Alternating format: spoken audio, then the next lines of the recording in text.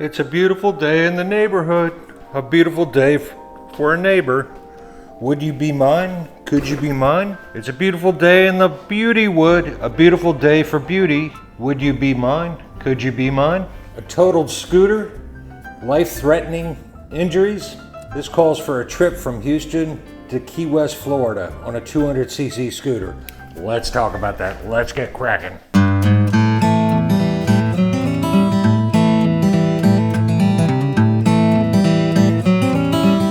Welcome to Mr. Codger's neighborhood, where we tell scooter stories. All right. That's enough of that booing in the background. I'll get back to motorcycle content in a little while, all right? So, as the story goes, a friend of mine who I met online on one of my forums, 𝕼𝕣𝕒𝕟.com, he was taking a iron butt 1000, I think it is, and he rode from mile marker 0 up to Niagara Falls. On his trip home, I offered him to pit stop at my house. I've never met the dude before. And he also pit stopped up in Pennsylvania by State College, Pennsylvania with ScooterintheSticks for the night as we try to assist other riders on the road. And he stayed here at 𝕝𝕗𝕝𝕜 for the night and continued on his journey home on his Suzuki Bergman 200 all the way down to Key West, where he lives with his wife and he works for the police department as a dispatcher. When he stayed here at 𝕝𝕗𝕝𝕜, we had a nice supper and fixed him up with some beverages and got his color vision. He had spent a lot of time in the saddle, and I made a new friend out of this interaction. It was astounding. He's a very nice man. Very much enjoyed his company, and we got him back on the road, and I was working on a P200 that I was rebuilding and let him have a try at that. And also I followed him south some as he was headed back to Florida and let him try out the 946 Vespa, which he adored. Not 1 week after that, when he got home after that 1,000-mile journey and earned his iron butt certificate, he posted on the forum, "I got T-boned, simple as that. I had driven up the connecting road to US 1 within a half mile. I was at speed limit 45 miles per hour and passing 2 cross streets near Square Grouper restaurant. I saw the white compact entering at the right stop for the large pickup in front of me. Inexplicably, it pulled forward on my approach. I knew I was effed, and I saw what was coming. With ABS brakes, I just pulled hard on both levers on the baby Bergman. I hit the sedan on the front wheel and never lost consciousness. I'm writing these words from my bed in intensive care at Jackson Memorial, Miami. I have a major operation in a few hours to reassemble my pelvis. I trust I won't bleed out on the table, but it is a possibility." His name is Michael, and those of us that follow Michael on his journeys on the forums were of course trying to support him as best we could. This is a terrible situation. It really was life-threatening. And I'm sharing a few of his pictures. And he had a long road to recovery. And during that time, it was a long road to just even to get to walk again. He was life-flighted out. He wrote, "I cartwheeled over the hood of the sedan, conscious all the way. I hit the ground flat on my back, and all I could see was blue sky, white clouds, and power lines above me. Oh dear, I thought, now I get to see the tunnel of white light. I was quite calm. As I'm dying, I'm asking the first face to enter my field of vision. The face looked startled. Called my wife, and I rattled off her number. Ironically, she was in Miami to see an allergy specialist for her persistent cough. She called friends to pick up Rusty, and I lay on the road answering questions to prove my sanity." So spin forward, I don't know, roughly a year or so, and Michael has been going through rehabilitation, and he's starting to get his color of vision back, and he has the itch and he wants to start riding again. I am the king of cheap. I say that often, and I was scouring the internets for a replacement for his Bergman 200, and I found one in Houston, Texas that was dirt cheap and almost brand new. My friend Michael that I posted about above on the road to recovery is still a couple months out from running. In the meantime, I've been keeping my radar open for replacement of his beloved Bergman 200. I found one in Houston, Texas with only 375 miles on her for a steal of a price. That's the good news. The bad news is he's in no condition to travel or fly, let alone ride or trailer the bike from the Keys to Houston. So I'm stewing on the idea of helping him out with the idea that I have cabin fever here in Virginia. It's still a tad sketchy weather here. So I called him up. Many texts later, we decided I'll fly out one way to Houston, ride it to the Keys, toss him the keys, catch a plane back to the Old Dominion. What could go wrong? This will not be a stop and smell the roses tour, but a delivery tour with some points of interest, pictures. Talk about deja vu. A third of this route is almost the same route I took when I purchased my 946. Here's roughly the route I have planned as best I can. I have 24 hours to do my job, prep and get packed, buy tickets, etc., etc. I'll stop in Louisiana to visit some friends, then work my way down the left coast of Florida and eventually to Key West. I hope Mother Nature cuts me some slack on this trip, as she has pounded me on the last couple. A plane leaves for Richmond at 6 a.m. tomorrow morning, so I'll be up, headed to the airport at 4 a.m., and here we go, another red-eye. I was worried about hooking up my nav, so I ordered a RAM ball mount stem mount that attaches to your mirror. Amazon didn't get it to me in time, so this is what I have worked up with the Burger's handlebar cladded. So we'll see how it works. I'm up at 2:30 and I'm out the door at the airport at 3 a.m. and on the plane by 5:30. I was hit with a check-in fee for one of my bags for $30. This time they wouldn't let me wear my helmet as a hat onto the airplane.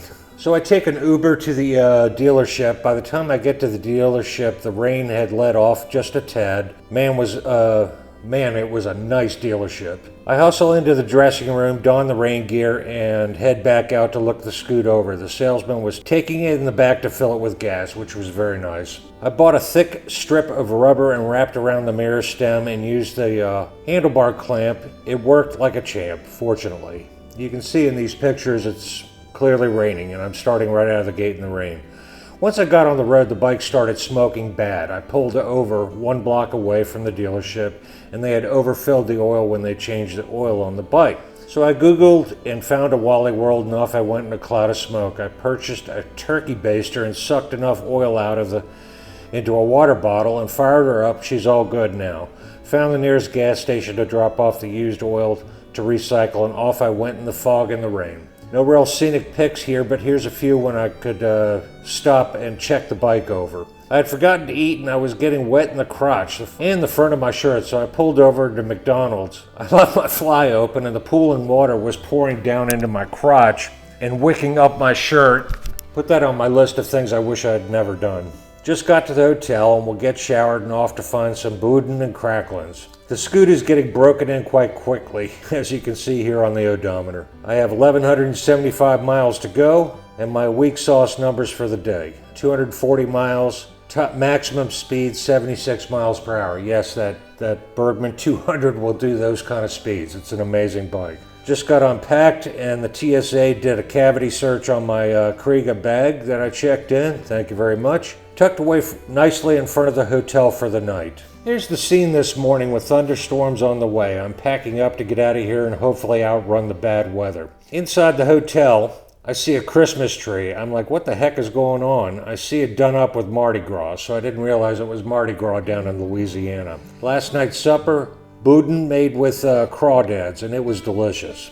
I wake up after a solid 8 hours rest to this soggy, threatening thunderstorm rain, the usual. I start getting on it to outrun whatever Mother Nature had in store for me and blast down I-10. Hands down, I-10 is the worst road I have ever ridden on in my life twice. Every stop I make, folks ask during chit-chat to be careful on I-10 as they drive like maniacs. They're 100% correct. I have a long day ahead of me and want to get a full bite out of the miles to munch. The weather was cool and a bit cold. I had my liners and was quite comfortable buzzing down the road.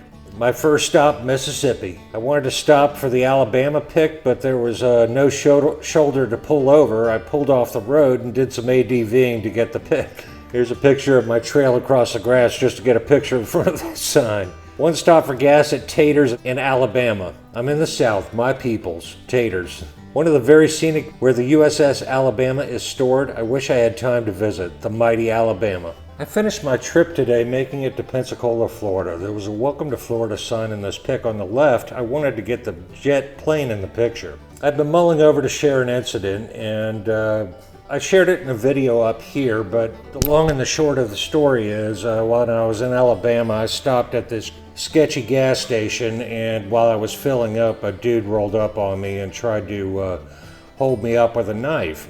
If you want to hear about that story, I'll have a link posted up here about that one. And here's the stats for the day. We've traveled 592 miles, average miles per hour was 56, and maximum speed of 76. On this particular day, I rode 352 miles, and the bike just turned 1,000 miles. I talked to Michael, and he was like, he's more than okay with just getting it to Florida, and he'll do the first service when I get there.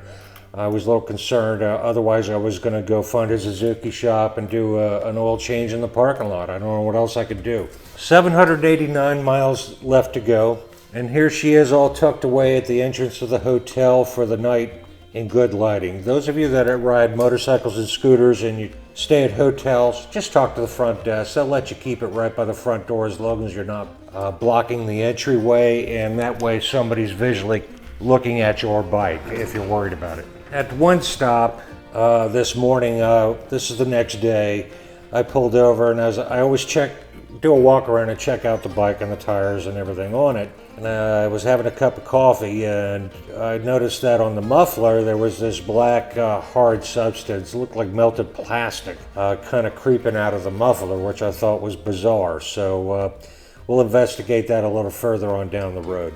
I've talked about the 𝕥𝕤 app before that I run so people can track where I'm at, and it's funny. When I pull over, I'm running around looking for gas or hitting the restroom and that kind of thing. People are watching me all over the globe, and they're posting screenshots going, you know, what the hell are you need to lay off the bourbon, dude. Here's a couple of examples. The day was uneventful. My goal was to make it to Newberry, Florida, to meet up with some scooter friends. I started my day off with a hearty breakfast from the Cracker Barrel. What can I say? I love their hash browns. Their cheesy hash browns. Yep, rain again. Not much adventure to share here as I plowed through the rain for 8 hours and roughly 400 miles. This one stretch of road clearly had been hammered by a hurricane, as I saw thousands of acres, trees snapped off, homes destroyed, and businesses with ruins. This went on for 50 miles and was sobering to see as it felt like a wasteland. In this pic, I was at a gas stop. You can see a couple of trees snapped off. I finally got to Newberry and met up with Cash Cow and Ken. And the entryway to the place had those moss hanging down from the trees, flowing for the trees. It was very cool. They treated me to a super nice Mexican supper and beverages. The three amigos, this is Bill on the left and Ken on the right. We had stopped to get some provisions at one of the quick marts. Roughly 400 miles to go, and I'll knock most of it out tomorrow. Meet up with Conch Shooter in the morning on Saturday. As a follow-up to the muffler cap that was kind of oozing plastic out on the muffler, it came loose, so I disassembled it and removed what was left of it. I contacted Michael and let him know that I would buy him a new one once I got a scooter to him, and he said, don't worry about it. He said, my last one did the exact same thing. It's a poor design and needs to be insulated against the hot pipes. I checked into a hotel in Naples and will finish up the trip tomorrow, 217 miles to go. Here are a couple of pics stolen from Bill, who posted them on Modern Vespa that he shared as well. And I hope you enjoy the pictures. Ken and Bill were off to have breakfast and we're expecting to get wet as well. I forgot to post a pic last night and I blame that on the margaritas, but total miles for yesterday were 373. The B200 or Burger 200 is now up to 1,419 miles. The Burger has burnt 0 oil on this entire trip. Now bear in mind, I'm well over 70 miles an hour for the majority of this trip. That's a testimony to this bike. Stopped at Bob Evans for lunch. Good night. It was like Caesar World at a jailbreak in this. It's nothing but gray hairs, a sea of gray hair in this restaurant. And the stats for today, 317 miles for the day.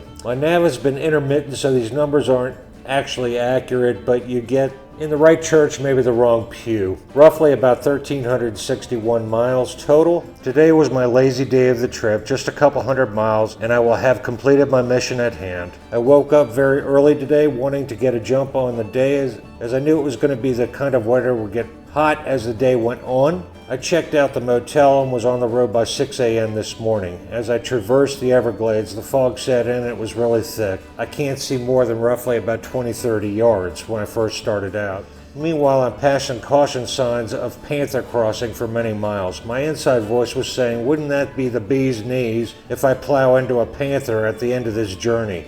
I was treated to an amazing sunrise as I motored on. As I broke out of the Everglades, I was hit by South Florida traffic. During the run down the peninsula, maintaining sane speeds, I was getting almost 90 miles per gallon. So I believe cruising at around 55 to 60, you'll achieve about 200 miles per tank with plenty left over for reserve. I didn't stop to eat, as Michael had said there would be a nice meal waiting for me when I arrived.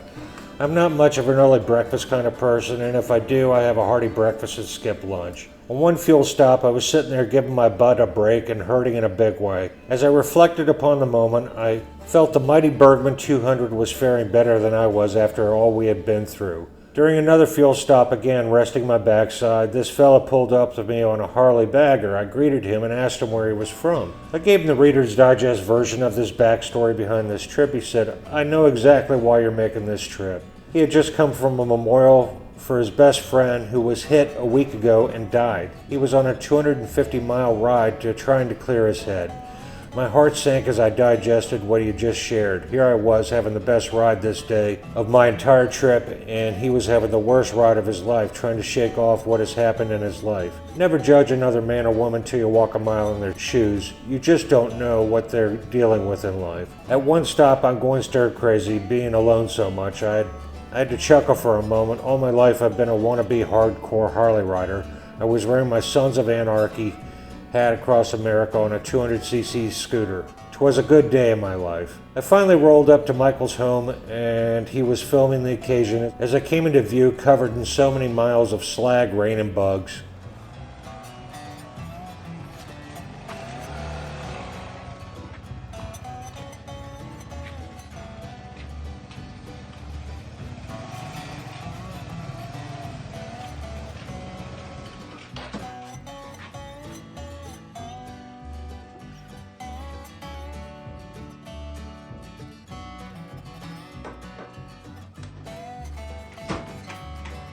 I'm sorry, sir. I think you may have the wrong address. I'm expecting a teeny-weeny Bergman 200. This looks like a fantastic motorcycle you're riding.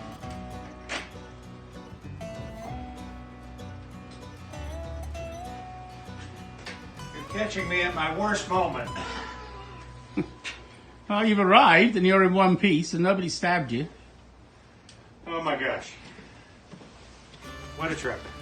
Tears of joy crept out of the corner of my eyes. I tried to be manly and pretend they weren't there. His lovely wife took a photo of us shortly thereafter. So in summary, this trip was fabricated in about 48 hours, and I was on a plane to fetch his scoot. The dealership was pushing back on him in a big way that they would not store the scoot even though it was paid for in full. I don't know what that was all about. Thus, a sense of urgency as a good deal like this on that exact scooter doesn't grow on trees. What folks don't know is I telework, so every day on this trip, after riding all day, I've been doing my job via remote on a laptop on the go and was getting very little sleep. Simply put, I'm worn out. I will return home on Monday as I didn't book my return flight home till today. I knew if I pre-booked an incident would happen, a flat tire, mechanical breakdown, I would lose my flight. I'm going to race home and pick up all the balls I dropped in my professional life as well as my personal life as soon as I get home. In closing, I would like to say a few things, if I may. A while ago, I decided to spend my spare time writing and quasi-blogging my road trips, and now YouTube has been that next venue that I've explored. Admittedly, I'm not so good at it, so it's kind of a self-improvement thing for me. I try hard to post facts, stats, and document the feeling or tone of what I'm dealing with, be it good or bad. I'm not a very good writer or photographer. I do the best I can with what limited knowledge and resources I have. I will continue to do so as I enjoy it, and it has made me open up my personal life to the World Wide Web. Try to greet each person as you're just meeting your next best friend. This very thing has happened to me with Michael. I am a very wealthy man as a result. The world is full of amazing people if you give them half a chance. What I choose to do with my life, I call a RAKE, Random Act of Kindness, an acronym I kind of made up. You'll be amazed if you reach out and help a fellow rider how you'll feel about yourself as a person. We're all just people on this planet for a very short time. Do something nice and go meet some of them. I hope you enjoyed today's story. It's a long one. I feel it was worth sharing, of just a random act of kindness to help another motorcyclist out. That very well could be me or you in Michael's shoes. Would it mean a lot to you if somebody turned around and helped you out under those circumstances? All it cost me was some frequent flyer miles and a little bit of pocket money and a little bit of my time in my life. I hope you enjoyed today's story. There's my ghost dog, Daisy May. She's here to remind me to wrap things up. If you like this video, give it a thumbs up. If you didn't, give it a thumbs down. If you want to see more in the future, hit that subscribe button right down there in the corner. And remember, folks, go riding because it's good for you. And I'll see you in the next one. Peace.